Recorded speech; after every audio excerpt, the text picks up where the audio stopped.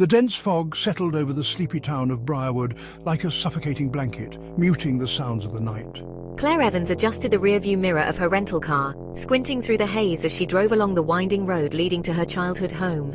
She hadn't been back in 20 years, not since her parents' tragic accident.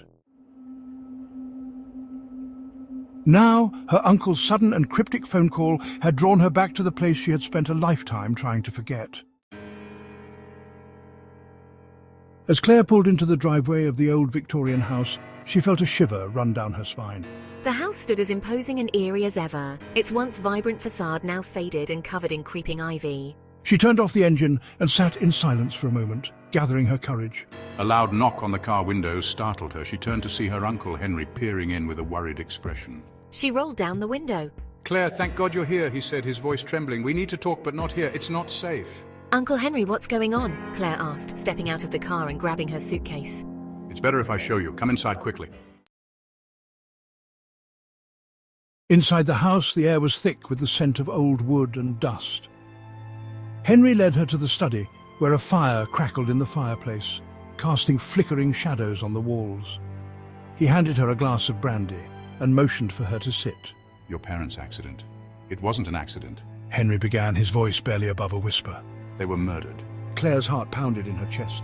What? Why didn't you tell me this before? "I didn't know until recently. I found your father's journal hidden in the attic. It contains details about a secret project he was working on, something dangerous." Claire opened the journal and began to read.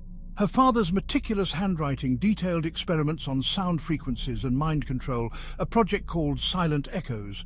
The deeper she read, the more her blood ran cold.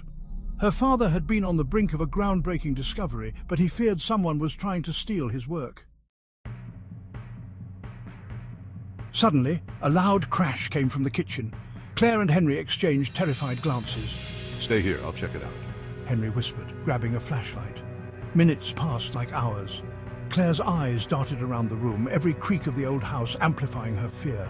Then she heard it, a low, humming noise, almost imperceptible but growing louder. She felt a sharp pain in her head and the room began to spin.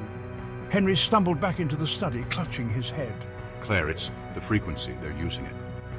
Who's doing this? Before Henry could answer, the door burst open and a figure dressed in black lunged at him, silencing him with a swift, deadly strike. Claire's scream caught in her throat as the intruder turned toward her, the humming sound intensifying. With the last of her strength, Claire grabbed the fireplace poker and swung it at the intruder, knocking them off balance. She stumbled out of the study, down the hallway and into the night, the fog closing in around her. She had to get help, had to survive to expose the truth about her parents' death and the terrifying project that had cost them their lives.